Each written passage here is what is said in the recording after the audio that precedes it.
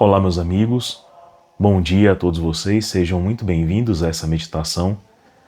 Hoje, nesta sexta-feira, após as cinzas. No dia de hoje, a liturgia nos ajuda a meditar um pouco sobre a prática do jejum. E as meditações de Santo Afonso Ligório nos ajudam a perceber que uma das coisas que o jejum limpa em nosso coração é o pensamento, dando a ele uma outra ordem. Geralmente, o nosso pensar cotidiano, ele vai assentar-se sobre onde estão as nossas paixões. Então, geralmente, o que a gente pensa, o que a gente sente, os nossos afetos, desejos, nossa coisa mais instintiva, mais imediata, corresponde bastante às paixões que a gente tem nutrido. Então, no dia de hoje, Santo Afonso Ligório propõe que o nosso jejum seja para trazer uma nova ordem para a nossa imaginação, para os nossos afetos, para a nossa memória, para tudo isso que compõe o nosso pensar, né? Pois o nosso pensar, se é muito povoado da graça, de coisas elevadas, realmente belas, ele é também uma coisa que pode alimentar a nossa meditação e a nossa oração diária. E por isso nos ajudar à santificação em vez de atrapalhar. Então, principalmente quando o nosso pensamento ele não é vazio, ele não é desordenado e ele também tem uma coesão com o que deseja a alma depois de iluminada pela fé. Então, se a alma deseja, eu desejo a santidade, eu desejo a vida em Cristo, e aí eu coloco, povoo esse desejo de todo o resto do meu coração, dos meus afetos, sentimentos, pensar, então tudo isso vai concorrer para o bem que a minha inteligência aprendeu a querer por meio da fé. Então, no dia de hoje, o nosso jejum sirva para isso, purificar o nosso pensar. Nosso pensar não é lugar para fazer contenda, para armar vingança, para alimentar dores antigas com coisas sofridas, mas para pensar em alcançar o céu, em obter as virtudes que eu ainda não tenho, em almejar a amizade de Cristo, o seu amor, sua generosidade.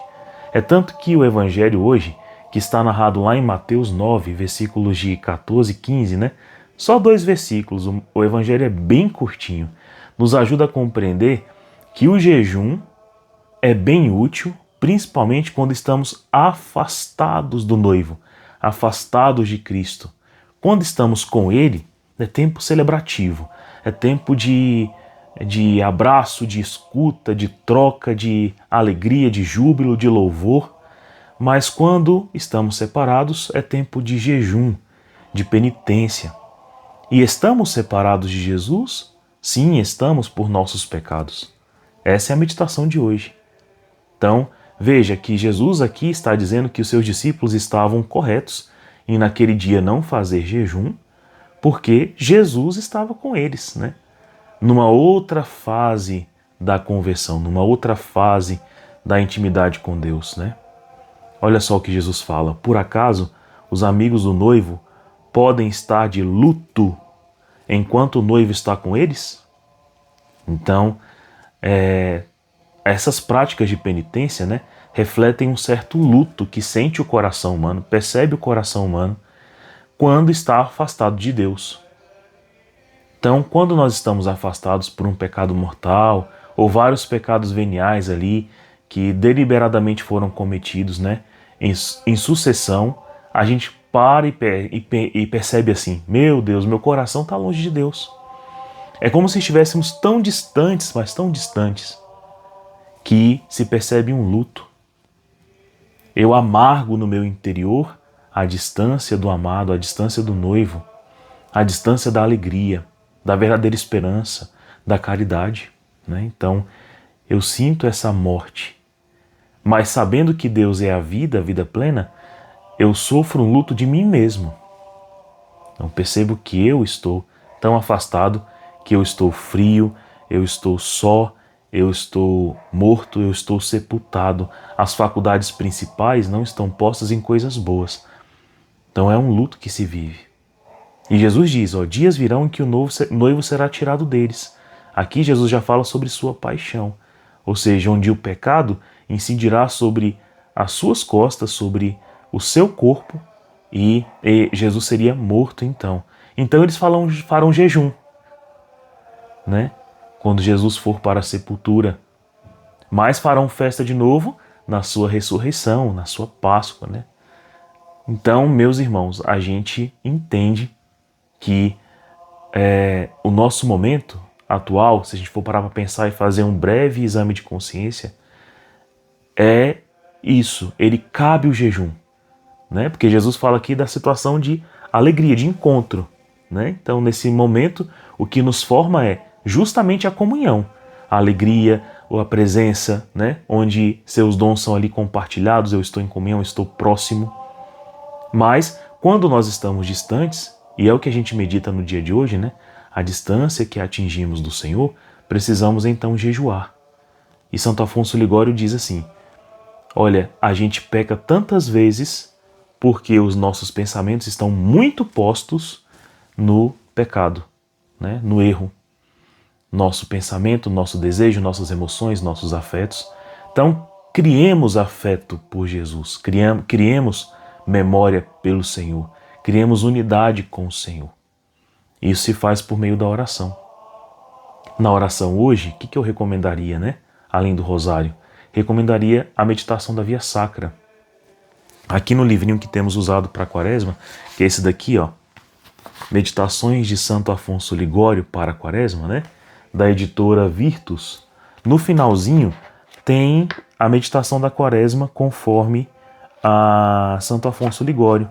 Então a gente sabe que cada uma das 15 estações da Via Sacra, sendo que a última a gente celebra na Páscoa, que é a ressurreição, a gente vai ter uma meditação de algum santo, enfim, sobre cada estação, né? Então, aqui nesse livro, as meditações são de Santo Afonso, mas você pode também rezar a Via Sacra aí na sua casa com o site da Canção Nova, com o site do Padre Paulo, com o site da Shalom.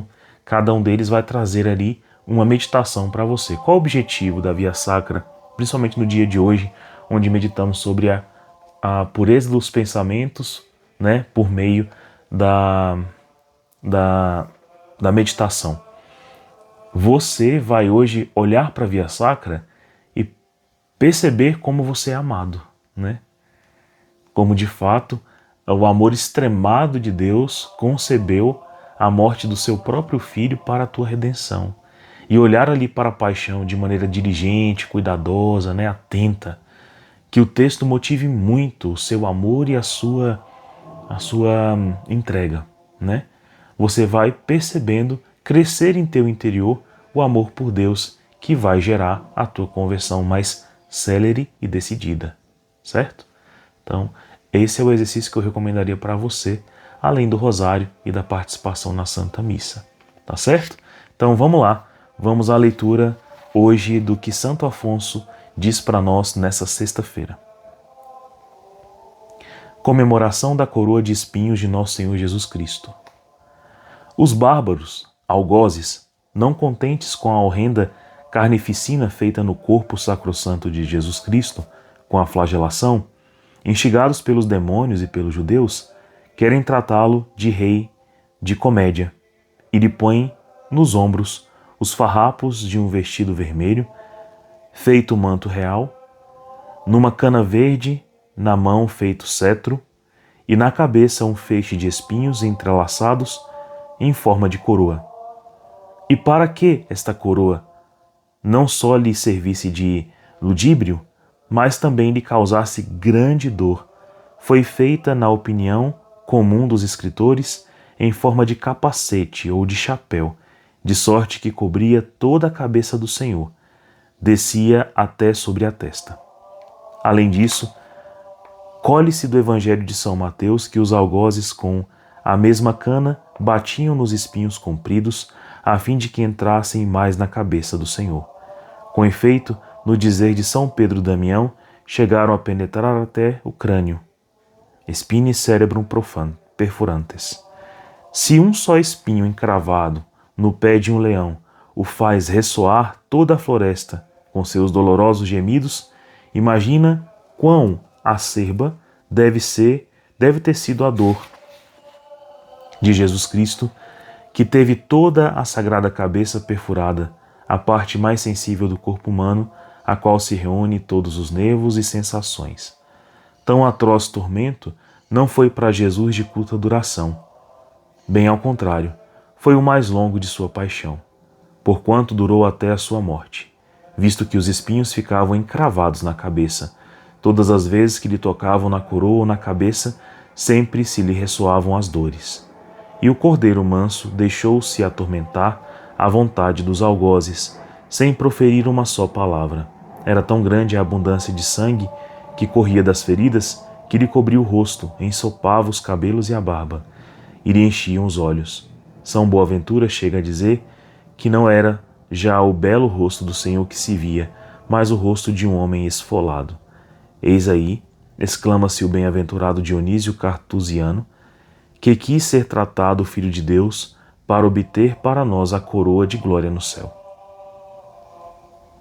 Esta maldição foi lançada por Deus contra Adão e toda a sua descendência, pois que pela terra não se entende tão somente a terra material, senão também a natureza humana, que estando infectado pelo pecado de Adão, não produz senão espinhos de culpa.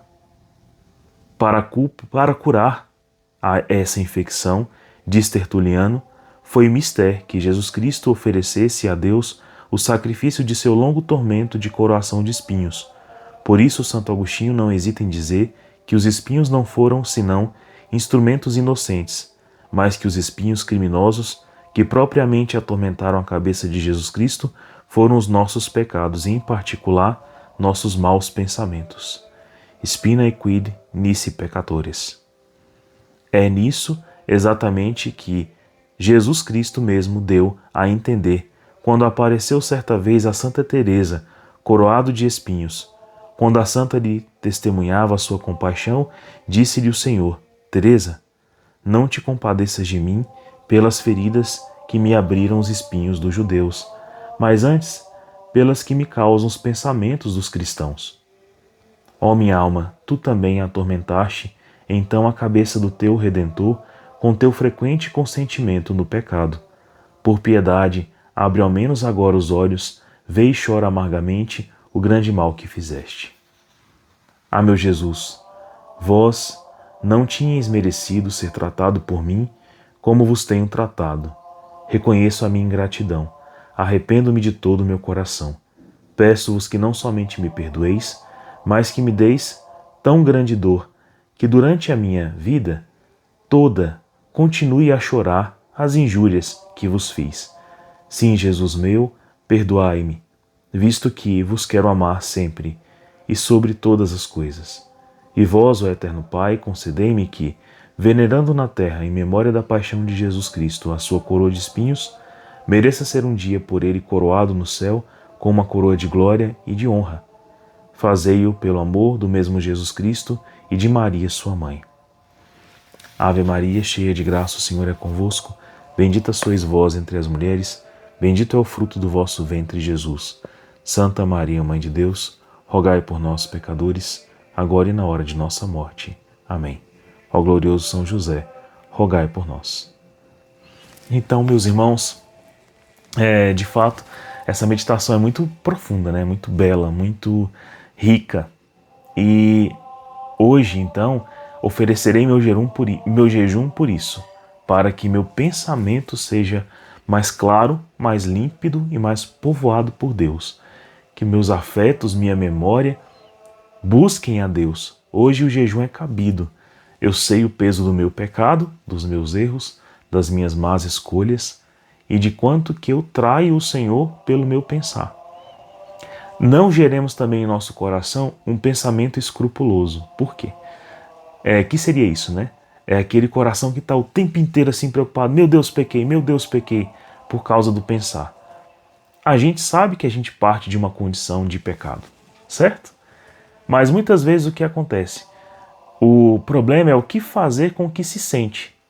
Então a gente olha várias coisas, a gente pensa várias coisas, mas o que eu vou fazer com esse pensamento? Eu vou limpá-lo? Eu vou purificá-lo pelo uso da minha vontade? Pronto, essa é a decisão correta. Quando nós somos assediados por um mau pensamento, lembre-se, ele é instintivo, ele é apenas razão do que eu alimentei, ou do que tem me causado tanto prazer.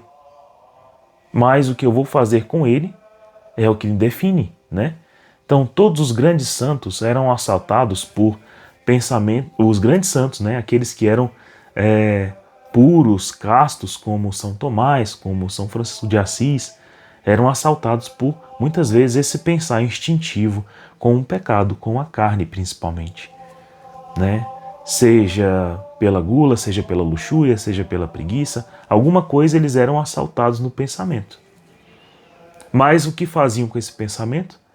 Colocavam uma oração, né?